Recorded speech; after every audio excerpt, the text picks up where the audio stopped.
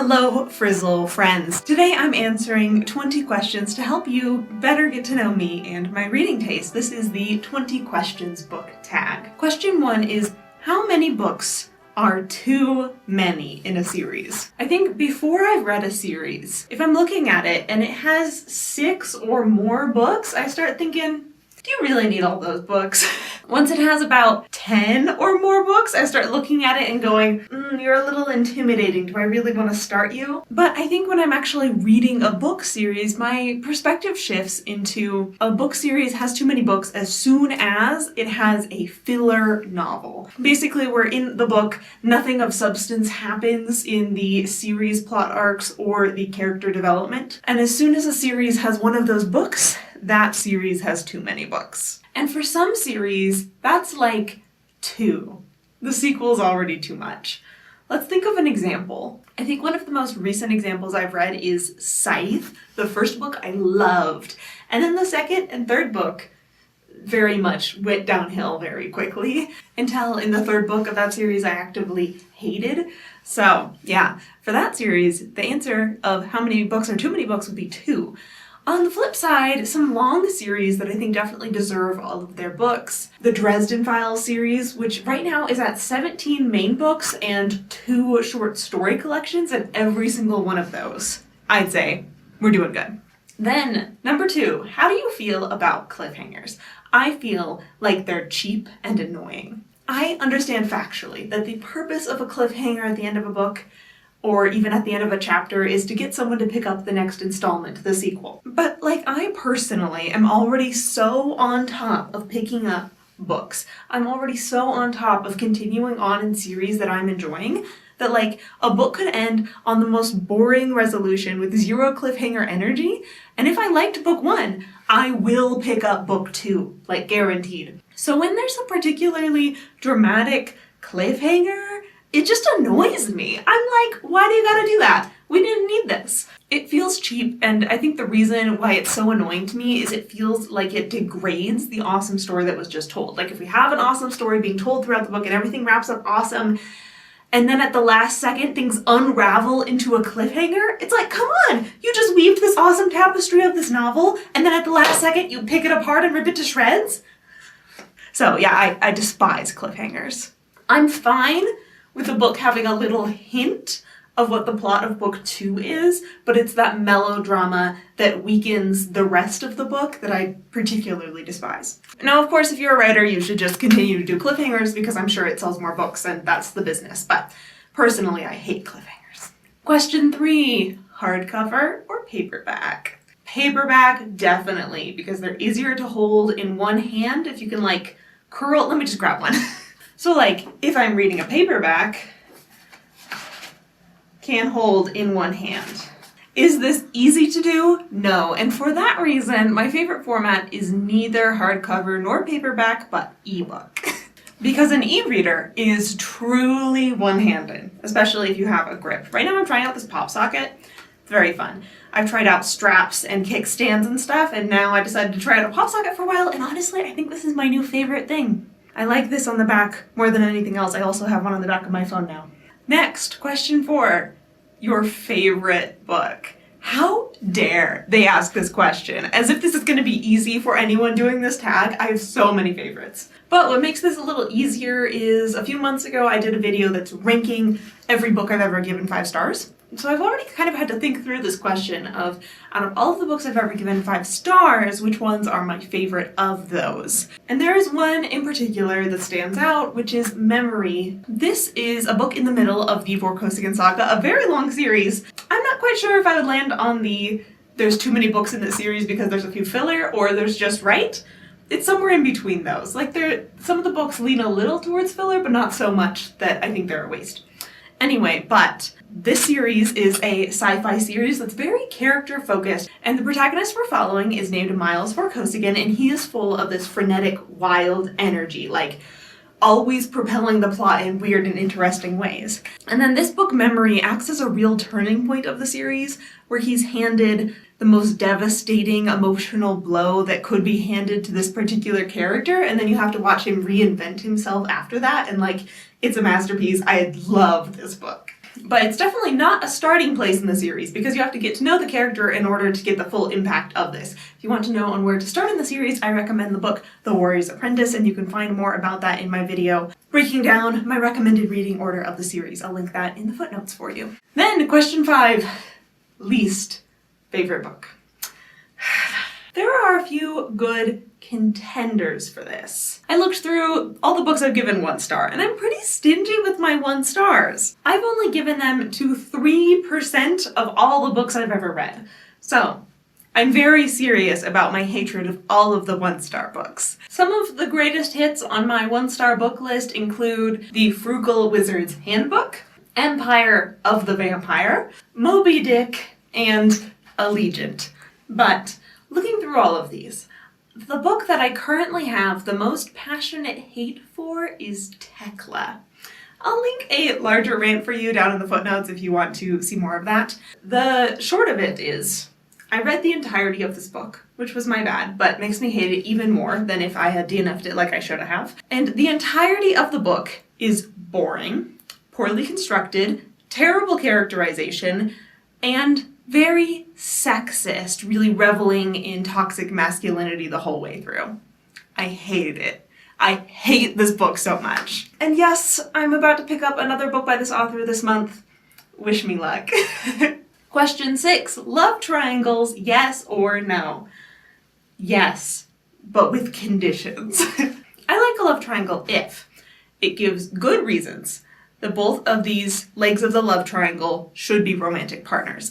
If one of them is an obvious, awesome romantic partner and one of them is terrible, like you've broken your own love triangle already. I think for a successful love triangle to work, both of the legs also have to be given flaws. I don't want them both to be perfect love interests. I also want there to be reasons why you don't want the person to end up with both of them.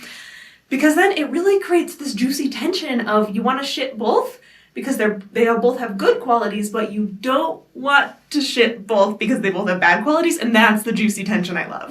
Also, another one of my conditions of a good love triangle is it can't go on for too long. And that too long is going to be subjective based on the story, but if you're dragging out a love triangle for 5 books, it's just going to get annoying.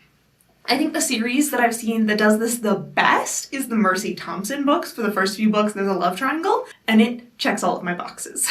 Both of the guys that are being shipped with our main character, Mercy Thompson, have great qualities that could make them awesome long-term partners. They both also have some serious flaws that make it hard to ship them.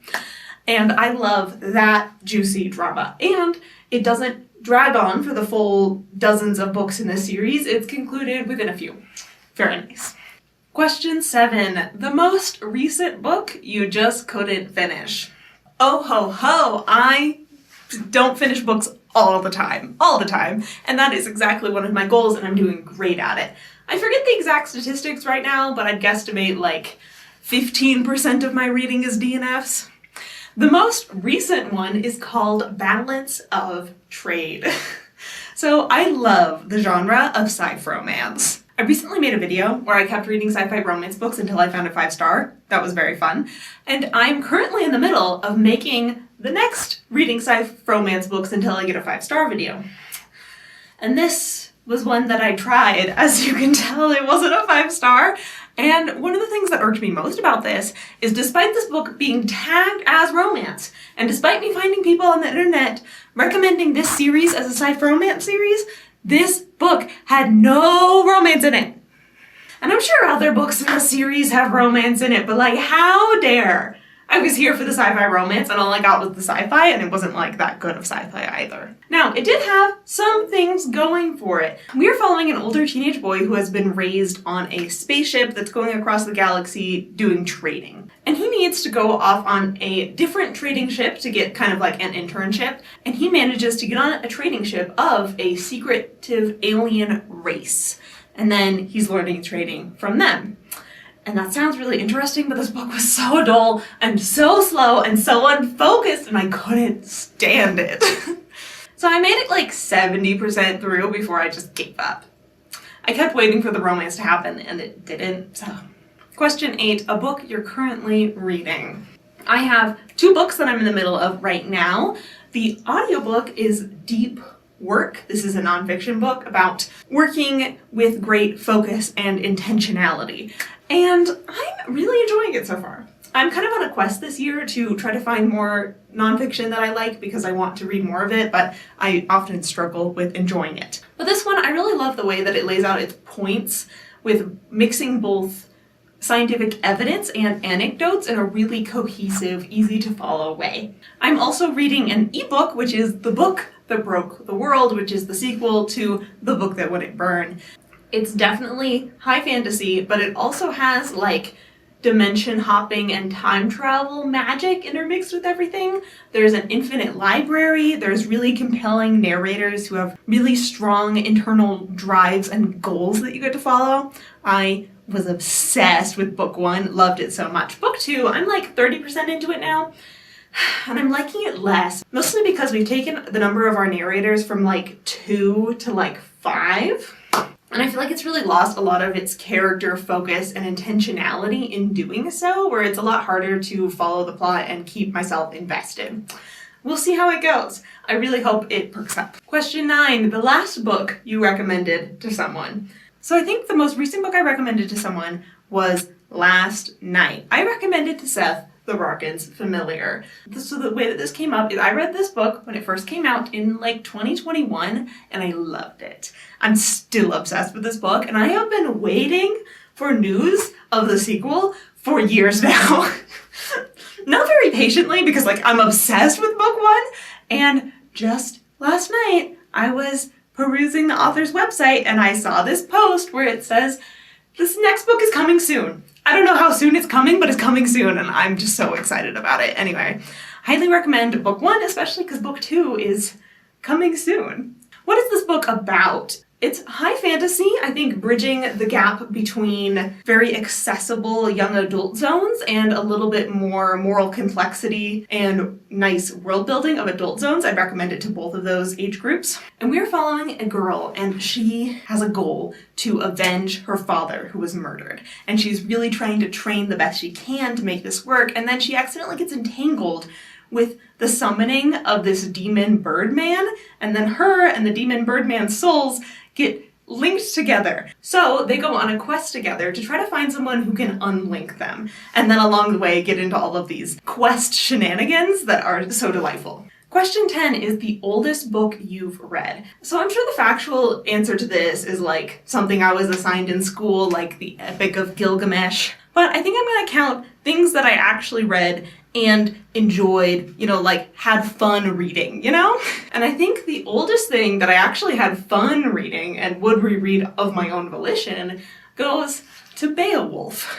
Beowulf is like an old English epic. There's monsters and heroes and battles, and I thought it was fun. I would definitely be interested in reading a new translation and rereading this book one day because I enjoyed thoroughly when I read it when I was a teenager in school. Then, question 11, the newest book I've read by publication date. So I think excluding the books that haven't even come out yet, this gets to go to With a Little Luck, published February 2024. This is just a contemporary young adult rom-com. I didn't love it. I liked some parts of it, but I think at its crux, this book, it's following such a shy main character who really struggles to make firm decisions. He leaves a lot of his life up to luck. And it really made him difficult to root for, and he wasn't compelling to follow because he was never making his own decisions.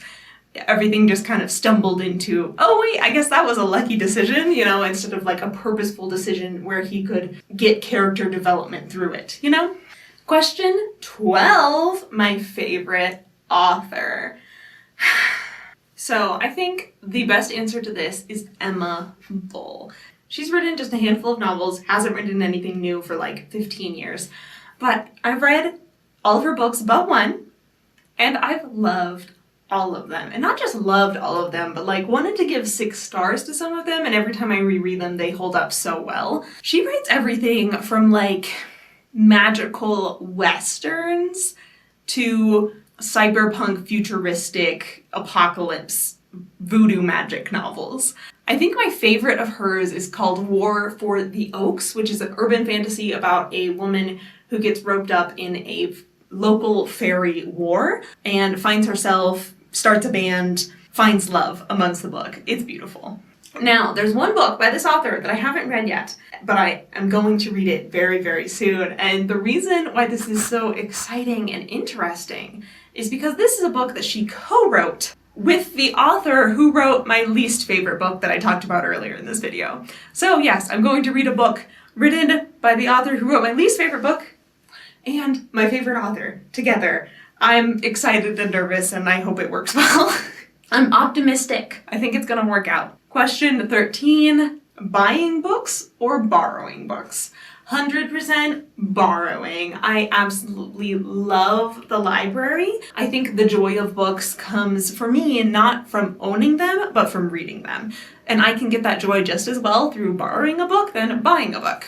My general rule is I only buy books when I can't borrow them, but I really want to read them anyway. Which is a plan that I'm great with because it means that when I do buy a book, it's usually from an independently published author that isn't big enough to get their books into libraries, you know? That's where I want my book buying money to go to. Question 14, a book you dislike that everyone else seems to love. So the one that's been on my mind recently here is The Lost Metal, which is book 7-ish in the Mistborn series by Brandon Sanderson. And I have loved the other books in the Wax and Wayne era sequence of the series, like some of my favorite books of all time. I love them. And then this book, it threw away everything that I love about the other books, which is like a very fun, fast-paced feel, very cowboy western, but throw in magic and also detective work. Like, I love those books. And then this book really pivoted to focus so much more on the world building than all of those other fun things that I loved before. And I feel like it's definitely the weakest book of the series, and I kind of hate it. And then everyone else thinks it's the best book of the series and kind of loves it, and I don't get it. I don't get it. I think part of it is that for most people, the cowboy western detective magic books are ones that they don't love as much as the other works of Brandon Sanderson, and so this being a return to form was an improvement for them, but definitely a disappointment for me. Question 15, bookmarks or dog ears? Definitely bookmarks. Why would you damage a book if you don't need to? And if I wanted a permanent marker, I'd put in like a sticky note flag. Question 16, a book you can always reread. And my answer to this question has changed a lot throughout my life as I found different rereading series that I've gotten on. Right now, it's definitely the Murderbot Diary series. I've reread this book coming on like 5-6 times now, and I love them. This series is about a robot who does security jobs, and it has hacked its own programming, so it doesn't have to follow orders anymore, and this series is about it finding its independence and making friends through all these different adventures. Question 17, can you read while hearing music? No. I also can't read with pretty much any background noise. I very much like silence. Question 18, one point of view or multiple POVs? I think my ideal number of POVs is 2. Especially if we have a romance to get both sides of the romance as a point of view. I think one point of view can be very strong, and if I had to choose between one and multiple, I'd choose one. But I think 2, I like a little bit more than 1, and then after that, it's diminishing returns. Like I was talking about earlier, the book that broke the world, I feel like when a book keeps accumulating POVs, it very quickly gets cluttered and unfocused. So 2, I think, is about the right number. Question 19, do you read a book in one sitting or over multiple days? Typically over multiple days. Definitely never in one sitting. I can't sit down for that long. Even if I read a book in one day, it would be over multiple sittings in that day, you know? Question 20, a book you read because of the cover. Well, I don't do that much book browsing just because of the cover, but let's look through some of my recent reads and see what catches my eye. Okay, I had to scroll quite a bit. I think the last book I picked up primarily because of the cover was 4 months ago with The Vampires of El Norte. Because look at this cover! It's stunning, right? I love the color combos of the red and the teal in the sky. I love just the image of this woman with swishing skirts hiking up a mountain with lightning in the background. Also the design of the title big and bold and yellow up there. Like, I love this cover so much. And I also loved this book. Highly recommend. It's like a Western paranormal romance with a good amount of depth and social commentary. I'm going to tag some booktubers to invite to do this video as well in the description. You should totally check them out because I love watching their videos. And you might be interested in watching this video of mine next, where I'm doing another book tag of purely book recommendations in different interesting ways. Thanks for watching!